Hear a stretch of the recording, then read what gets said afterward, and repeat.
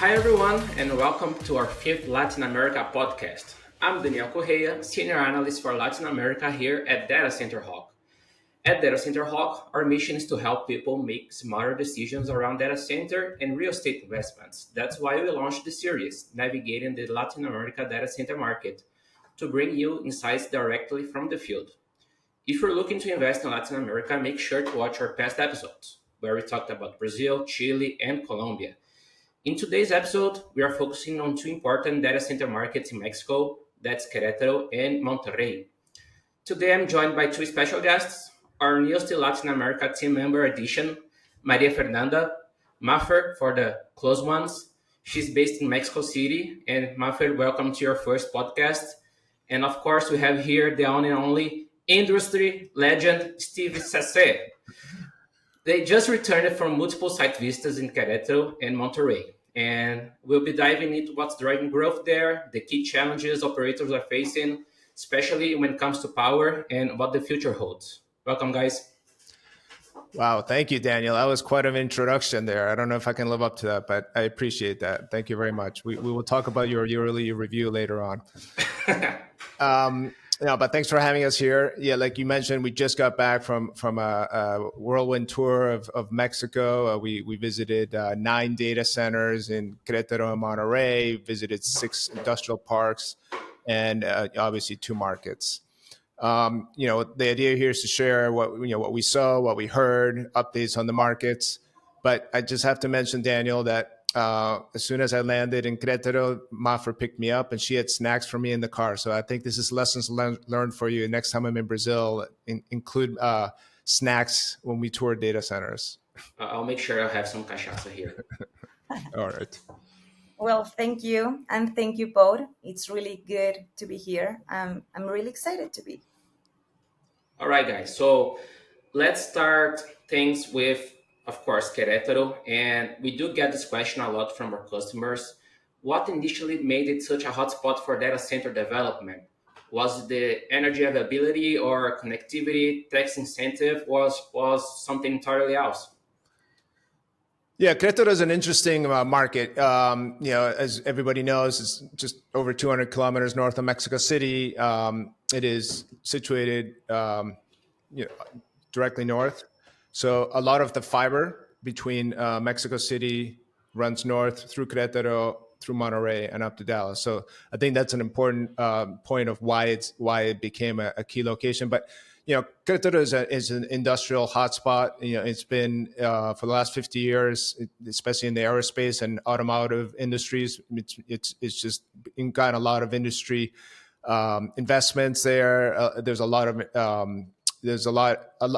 going on there besides data centers. But on the data center side, the story kind of begins in 2007 when Kio, and this is a plug for Sergio Rosenhaus at Kio, but he decided to put a data center there when there were no other data centers, and he built it up, Querétaro 1, and because what Sergio saw and Kio saw, there was obviously ample affordable land. There was, like I mentioned, access to long haul fiber, and there's a low seismic risk there. Unlike Mexico, being closer to Mexico City, so he thought this was a good location for a data center. Now that was back in 2007, but then it took about 8 to 10 years for others to join.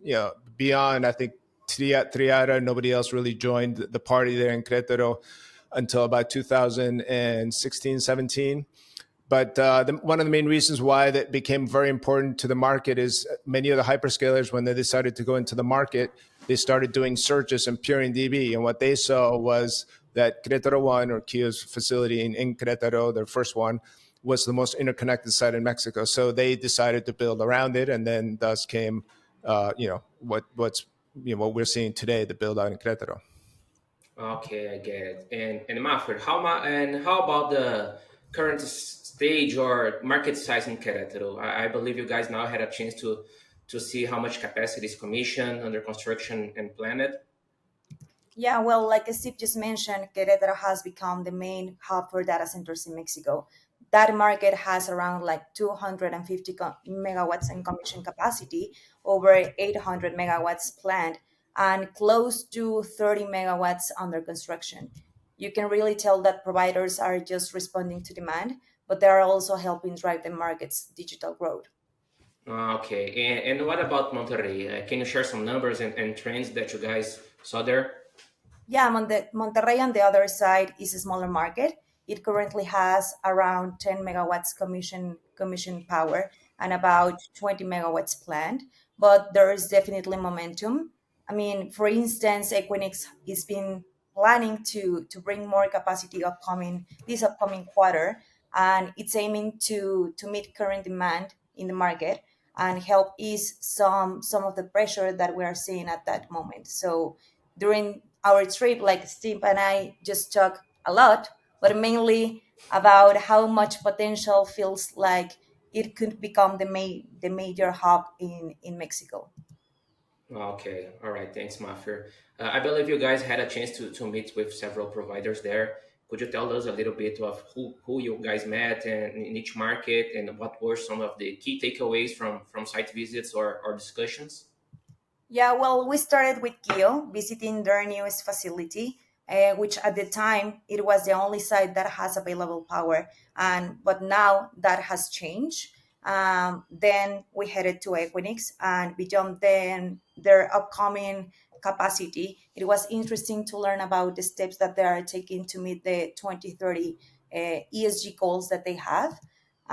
Then we move forward to Ascenti, and we have great conversations with the local team about their operations and how that they like what actually stood out for that from that visit. It was their flexibility when it comes to cooling solutions, plus their standards in redundancy and strong connectivity between their sites. I mean, they nearly have 130 kilometers of dedicated fiber. Wow. And finally, we close our visit and that part of the trip with our with the data, which absolutely stands out for the largest facility in the country. I mean, the team gave us a full walkthrough of their process, even from procurement to the construction, and it was impressive to see how these data center providers are developing this campus. I mean, we also get to see firsthand their patent cooling design, which they told us that they have been successfully implemented in Brazil and in the US. But now they are bringing this cooling solution to Mexico for the first time. Yeah, Mafer, that's great overview of what we visited in Querétaro. Just for clarification, it was Querétaro 1 and 2 for Kio, Equinix MX1, MX2. And then I do agree with you. The Odata facility is very impressive for the market. And don't forget our friends at Bleeding Edge, the new modular solution that we saw that they're building out in the PIME park there. So I think that's a new kind of idea that they're spearheading there for the Mexico market with 500 kilowatt modules. I believe they have 2 to 3 megawatts of capacity today. So we saw Equinix Monterrey 2 facility, which is under construction and ready for service Q3 of this year, and also Kio's Monterrey 1 facility. Today the capacity in Monterrey is very limited. So I believe that now when Equinix turns up their Monterrey 2 site, they already have some pre-sold capacity there. So they're going to do very well because nobody else can sell at the moment. Q, I think right now their first facility is limited with space and power. So it's a market with a lot of demand, I believe, with limited capacity. So at the moment, I also would think that hopefully from what we're hearing is people are looking at the market for hyperscale capacity for future growth. Okay, thanks, Steve. Returning a little bit to Querétaro, whenever we have conversations with our customers or people in the data center industry, when we talk to Querétaro, of course, the energy issue always come to mind. And I went to Querétaro 3 years ago when I was working for Scala Data Centers doing site selection. And I believe that the same challenges still seems to persist, especially around the energy issue. And based on your trip and recent conversations you guys had with the operators, What are the main challenges today? There is any signs of improvements on the power front? Yes, Querétaro and energy, or it's. I feel like we've been talking about this for years, but Yeah. so as Mafer mentioned today, Querétaro hosts about 250 megawatts of commission capacity. Sorry, and there's about 900 megawatts of plant capacity. Now, let's just put that in perspective. This is all for data centers. Now, 7-8 years ago, the whole state of Querétaro had roughly 800 megawatts of electrical capacity for everything, for industrial needs, residential needs, and commercial needs. So we already surpassing the data center capacity is already surpassing what the whole state of Querétaro had as far as infrastructure to support the state. So with 1.2 gigawatts of new demand introduced primarily by the hyperscalers and co-location providers, the limited infrastructure needs to be upgraded, in this case by CFE, or face critical power constraints, which is what we're experiencing now. So I believe that the closest workaround is what we've been hearing a lot is what we call private infrastructure firms. So these are firms that are building out transmission between a data center or industrial park and the closest CFE substation with capacity. And what these companies do is obviously they will charge a premium for that capacity when our data center commits to whatever capacity they require, and then they maintain those lines.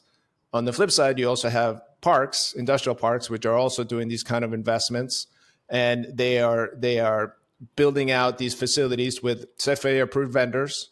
And then once they complete the construction and the capacity is turned up, then they turn over the infrastructure over to CFE for maintenance and so forth. So different approaches, but what's interesting here is obviously the electrical, the energy company in Mexico is a public company, but data centers are turning to private investment and private companies in order to at least finish or invest in what in telecom terms would be the local loop or the local transmission. So this is what we're seeing, at least in the Querétaro area, but we'll see what happens, in the rest of the country. Right. And just adding to that, I mean, I think that the process is pretty bureaucratic. I mean, it starts when you have to ask for the energy, of course. But I mean, when it comes to power, you have to go to the local entities, and they have to conduct this flow study, right? And this is made by Senace, which basically they simulate how the electricity will move forward and will move through the grid. So basically, once the connection is approved and the authority rules that they are some reinforcement works to do or they are needed, I mean, it's usually the data center providers who end up taking care of what is of these works. So basically, it will follow their strict standards. But in theory, the government could handle that.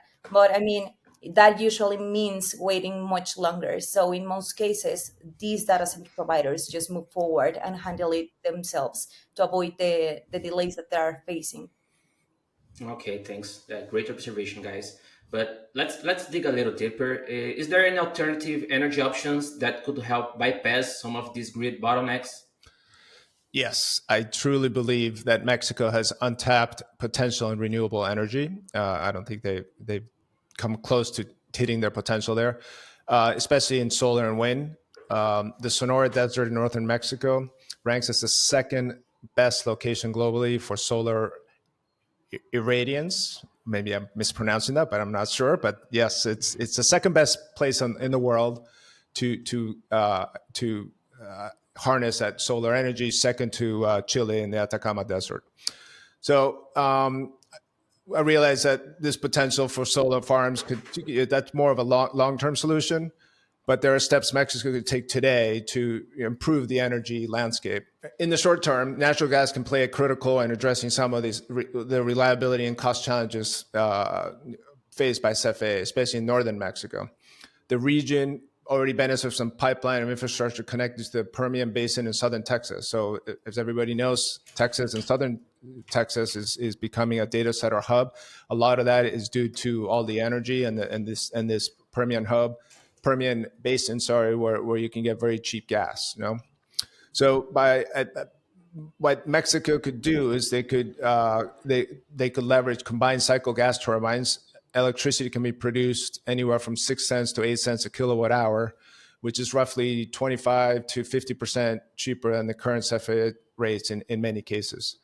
It would be a more reliable, cost-effective bridge to a long-term renewable energy future, which I still think is very important.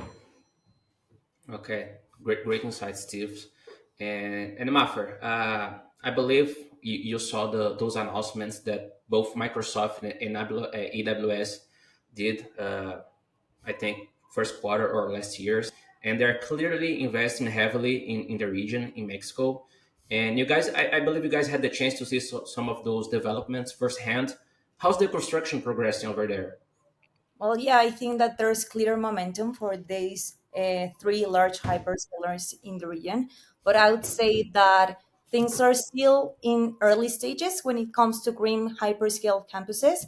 For instance, there's one already signed with a 24 megawatts project, but it hasn't been deployed yet. So I think that said, these signs like availability zones and connectivity investments sends a strong message in the long term confidence in the region. Yeah, agree. And Steve, in your opinion, and we talked about this before, do you think it would make more sense for new entrants to go with colocation instead of building their own sites, especially given the expertise and the existing footprint of local players? Yeah, I mean, given the challenges that Amazon and Microsoft encounter while developing their sites in Querétaro, I mean, just to give you an example, one of these two, I'm not going to mention who, is suing one of the parks where they were going to build because they were not able to get the amount of energy that they were promised. So I do think that my recommendation would be for the hyperscalers to partner with existing operators who have already navigated these complexities. Ideally, these providers have learned from their earlier missteps and now bring a more, I would say, mature understanding of the local market dynamics, regulatory hurdles, and infrastructure constraints. If we're considering regions outside of Querétaro, there's a reason to be optimistic. Infrastructure may be less constrained than within the Querétaro area, and access to electricity could prove more flexible and attainable depending on the specific location. Exploring some of these emerging areas could offer a more streamlined path to deployment, especially for operators and some time-sensitive roadmaps for some of these hyperscalers that are looking to deploy quickly. Okay, thanks, Steve. And besides the US hyperscales, what about the Chinese cloud players? What you guys heard? I mean, for sure, we're seeing growing interest in multi-megawatt deployments. A good example to that, it will be the Alibaba Cloud, which officially has entered LATAM earlier this year. They just launched their first region in Mexico. So honestly, I wouldn't be surprised if more providers will follow. So I do think that these companies don't usually just make announcements likely. I mean, they spend a lot of time analyzing the market before moving forward. You used to do that, Daniel, so you may know. Yeah. So, and it's also important to keep in mind that most of these cloud providers deploy their regions in strategic locations, and typically it requires at least three availability zones. So each of them can include from one or more physically separate data centers, and they must all be interconnected, of course, by high bandwidth networks, which helps ensure minimal latency between them. So that's actually how they are building their success regions all around the world. Yeah, whenever a cloud provider announces a new availability zone, always brings a lot of investment to that region. Not only one data center, but at least three, and a lot of fiber redundancy. And going back to Monterrey now, you guys visit, of course, and do you guys see it a viable alternative to Querétaro, particularly in the light of the power congestion? I mean, from your perspective over there, do you guys believe that Monterrey have the right conditions to position itself as an emerging data center hub? I do. I mean, as we mentioned earlier, there's only 10 megawatts of commission capacity today, which is we consider that's a very small market. But I'm going to go out on the limb here, and I'm going to say that Monterrey and northern Mexico, and I include northern Mexico, this, but obviously predominantly Monterrey because it's the largest city in northern Mexico, has a potential to emerge as a major data center market. Not only could it help support Mexico's growing infrastructure needs, digital infrastructure needs, but thanks to its proximity to the U.S., and it could also play a strategic role in AI and cloud deployment serving the U.S. market. The region offers compelling mix of basic data center fundamentals, abundant land for large-scale campuses, strong renewable energy potential. So, as we mentioned, solar and wind, low transmission congestion compared to central Mexico. And when I say transmission, obviously electrical transmission, and access to cheap natural gas, as we mentioned earlier, particularly from the Permian Basin. Today, this gas is extremely cheap because, I've heard that they're even burning some of this gas off because they can't sell it. So it's something that northern Mexico has access to, and it could make them very competitive. So in short, Monterrey checks many of the boxes that hyperscalers and infrastructure investors are looking for, and it may only be a matter of time before this momentum picks up. Okay, great. All right, guys, to wrap up here, what should investors be watching closely in 2025, and how do you guys see these markets evolving over the next few years? So while I believe Querétaro will continue to grow as a data center market, so we're not saying Querétaro is not going to grow. It will continue to grow. I believe its trajectory will be much slower than we originally anticipated and everybody originally anticipated, primarily due to the delays in energizing new substations and the dependency on private transmission infrastructure to bring capacity online. As a result, we're already seeing developments to start to shift further north, with activity picking up in places like San Miguel de Allende, where Odata and Nextstream are building. And I've also heard of people looking for power and land in San Luis Potosí, which is even further north of that. As always, growth will follow access to substantial and reliable power. And my view is that this trend will eventually lead to Monterrey, which has already experienced tremendous industrial and digital infrastructure growth over the past decade. I've also heard of ongoing discussions with local and state governments in Nuevo León around the possibility of creating Zona Franca, which is a model we all know well from Colombia. So where they could attract more data center investments. As everybody knows, the Zona Franca is a trade-free zone where people can import equipment, like infrastructure equipment. You can import servers, routers, and there's no tax paid for that importation. So I think this could further cement the northern Mexico's position in digital infrastructure if they're able to pass some of these new laws. Well, you said it all. So I couldn't agree more. I mean, immediate power and availability, and even access to alternative energy sources, like Steve just mentioned before. I think that they will keep shaping how the market evolves. I mean, for investors, I would say that they have to keep a close eye on who's building the right partnerships. I mean, I think and I truly believe that that's what will set the pace for the growing years ahead in the market. So, yeah, that would be my recommendation. Okay, guys, thank you so much, Steve and Mafer. Those were some great insights. And thank to everyone listening. If you are following the Latin America data center market, make sure to stay tuned here at Data Center Hawk for more field updates, market intelligence, and expert commentary. Until next time.